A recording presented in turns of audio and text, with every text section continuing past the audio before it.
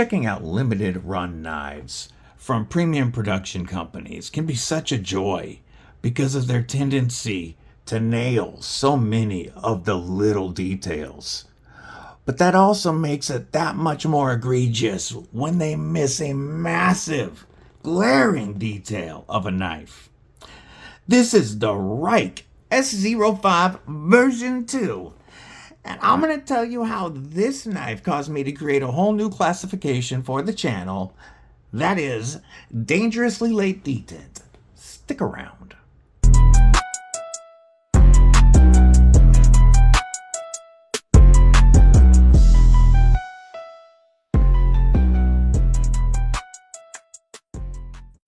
What it do, Kripple Krew? EDC with DBD, disabled but deadly. And today we are looking at this beautiful Rike S05 version 2, a knife that I was very excited to check out, but that produced a much different reaction from me than I expected. Before I get into any of that though, stab that like button like you mean it.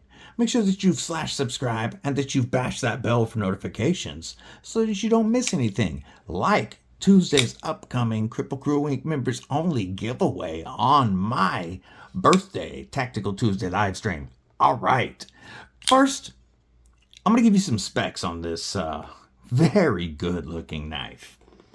The Rike S05 version 2. I have never seen the version 1. I haven't checked it. This is supposed to be the new and improved version though.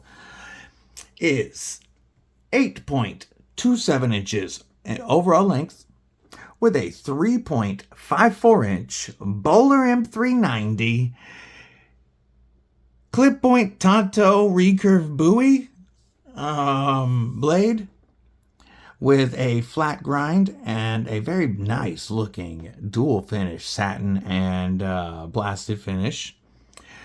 We have titanium scales that and a handle length of 4.73 inches. Plenty of room for bigger hands. As you can see, we've got a carbon fiber inlay. We have anodized titanium hardware, a titanium pivot collar, beautiful Timascus tip down as the gods intended, right hand only pocket clip. We also have a beautiful Timascus backspacer sandwiched between copper, which is a really cool look, and it leads into that hidden lanyard spot. You got that pig snout going in between the Timascus, and then you got a floating backspacer there at the end.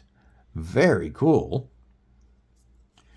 We have a nice chunky blade stock thickness of 160 thousandths. We are operated via the flipper tab, and I do like that it's rather minimal. It looks really good, and it is angled and jimped, has just enough jimping that this curve here allows you to catch it and really, as you can hear, kick that blade out. Or you can launch it with the reverse flick, or let's see if I can do it without locking out, the thumb. Now, if you get your fingers on that pocket clip or get your index finger up here, I can kind of get it with my thumb, but I do find myself locking out quite often from my thumb, and I do have to remember to use these divots on the side when I'm doing that flipper tab so that I keep my pressure off the lock bar. But that's on me. We'll talk about the detent itself in a minute. I want to continue a little bit. We're going to talk about this frame lock. It is a titanium frame lock, but we have a nice hardened steel insert, and I love the way that they've done this because you can see the different color of the steel versus the titanium here as it goes around, and we have nice lockup at about 35%, 40%. But of course, that is on a chunky 160 thousandths blade stock, so that is quite a bit of contact. And that hardened steel insert means that we shouldn't have a lot of lock stick or excessive wear on the lock face versus having softer titanium in contact with the blade. And I do not have any lock stick, as you can see. Again, we're not going to talk about that detent yet. We're gonna let this roll first. But I do want to shout out real quick Everyday City Carry.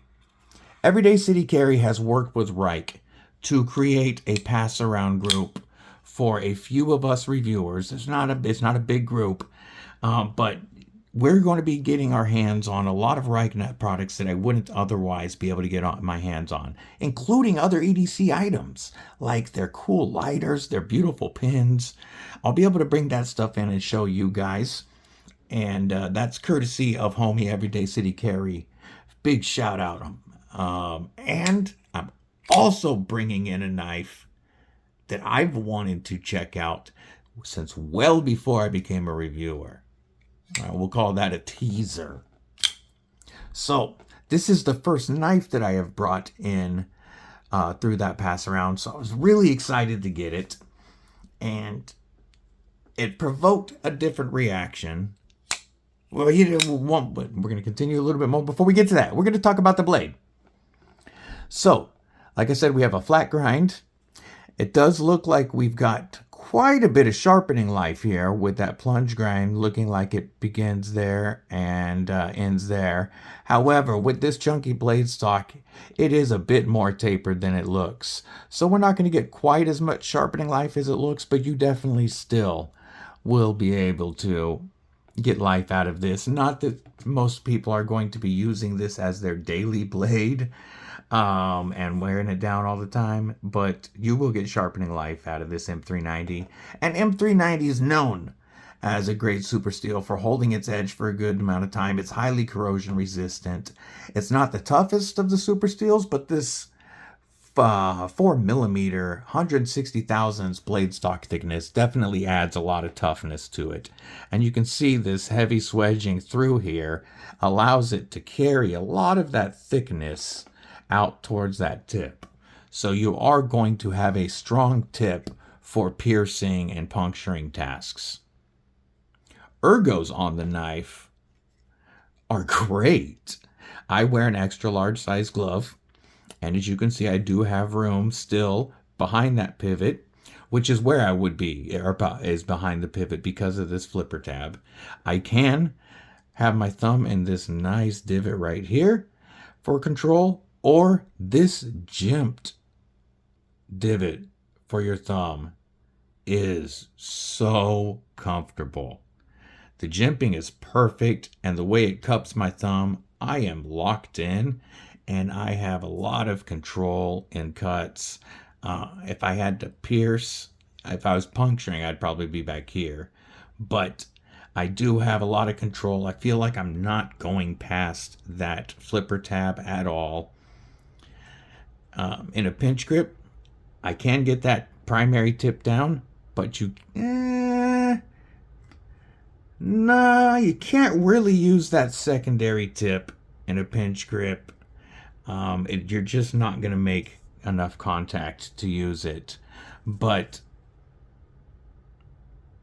it is going to help trap material in this recurve part, especially fibrous material. And whoops, even with our 4mm blade stock thickness, it is still very sharp, like every Rike knife I have received. So sharp, in fact, that when I was having a conversation with Mud earlier today, and he brought up my reaction last night on the live stream and said, man, it seemed like you were angry with that knife. I demonstrated to him why, and it proved my point immediately. Yes, we're going to try to show this without bleeding anymore, but Kripple Krew, I do the bleeding for you, so you don't have to. If you appreciate that, you can always become a member of Kripple Krew Inc., where you gain access to members-only content and giveaways like this coming Tuesday. Only costs a couple of bucks a month. You know, that goes to shipping and band-aids, but completely up to you. So he said, why did that knife make you so angry? And I said, Mud, I wanted to love it. And I got it. And my first flick, the blade shot out pretty weakly. There we go. The detent is not tuned great for the reverse flick. It is going to... I've only had it fail to open once after it broke the detent. So it should open every time. But it's not nearly as satisfying as that flipper tab. That flipper tab is satisfying. I'm going to give you some acoustics right quick.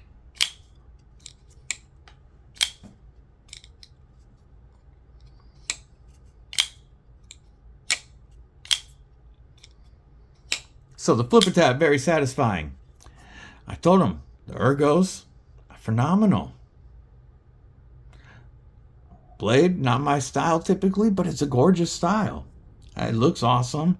You know, I could do without the carbon fiber here. I think that's a little extra detail they didn't need. I think another copper layer, if they wanted to add detail, would be dope right there, because that's the only carbon fiber on the knife. But that's a minor complaint, right? All the hardware, including our lock bar insert, is T8, so I can't, you know, no complaints there. The pocket clip looks really nice. Let me double check one more time. I tried it on my other pants yesterday.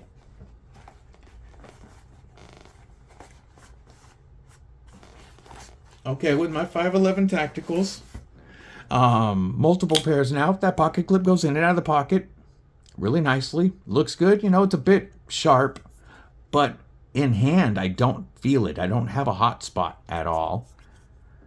Yeah, right or left-handed, I don't have any problem with that clip being a little sharp.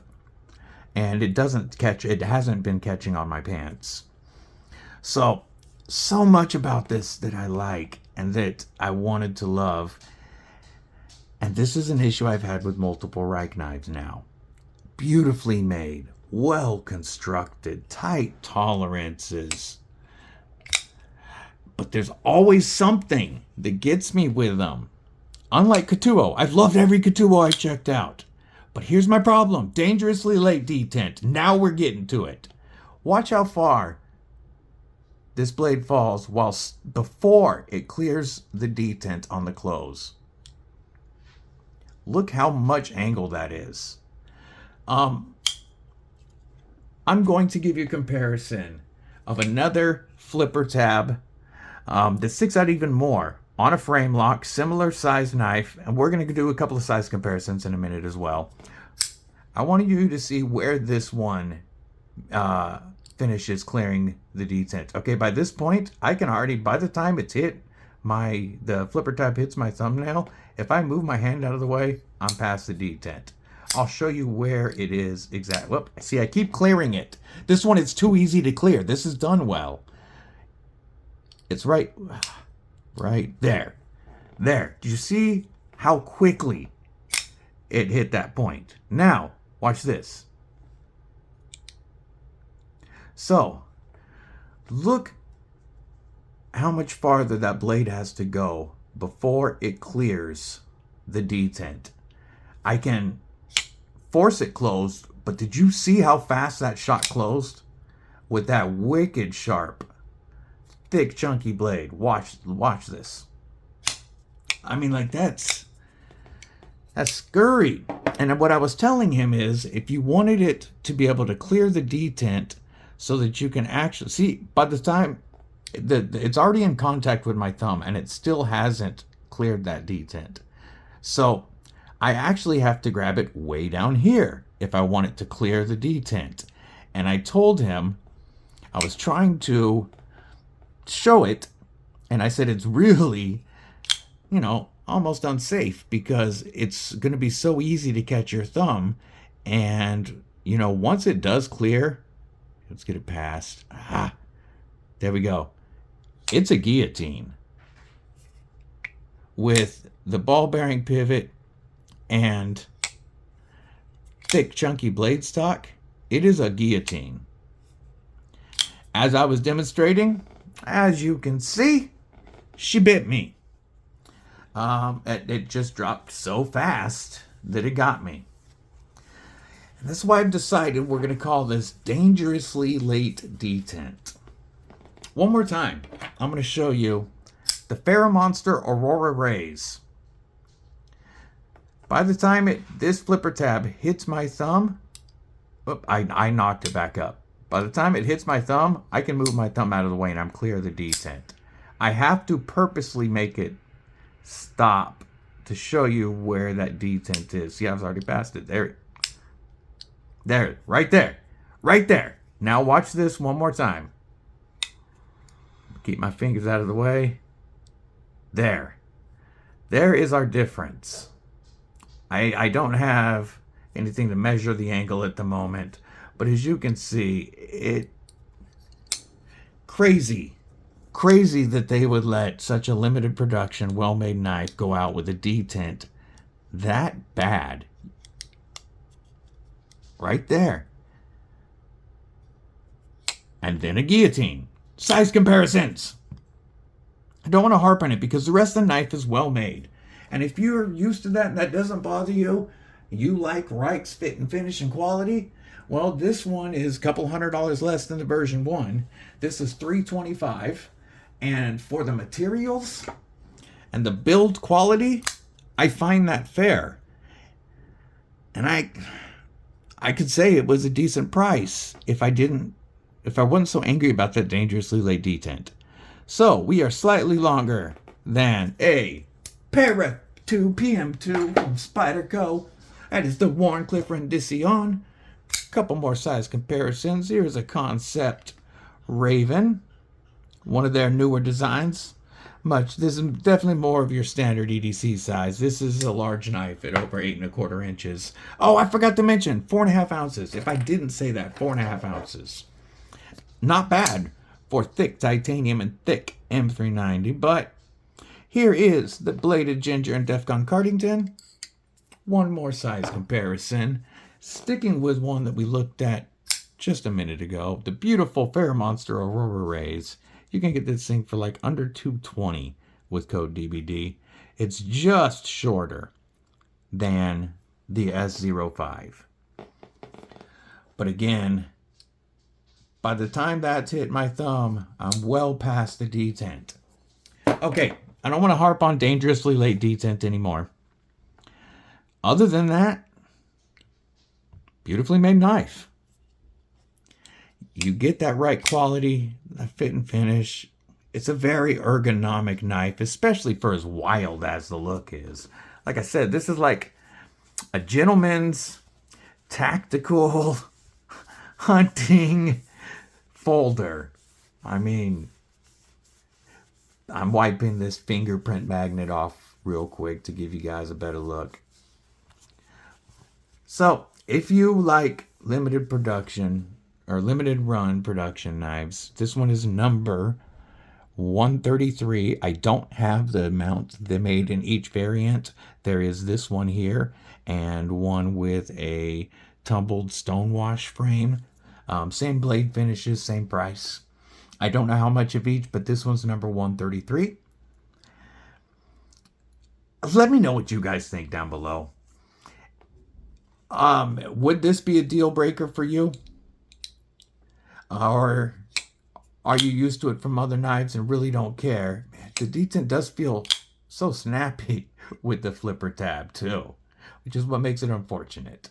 But that's just my thoughts.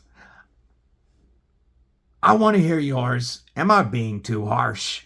I'll still link this below. That is not an affiliate link, so it doesn't help the channel. But if you want to pick up one of the knives, I'll have it linked below. I hope everybody has a killer day, night, morning, evening, whatever it is, wherever you are. Stay safe. Stay frosty. Most importantly, folks, stay deadly.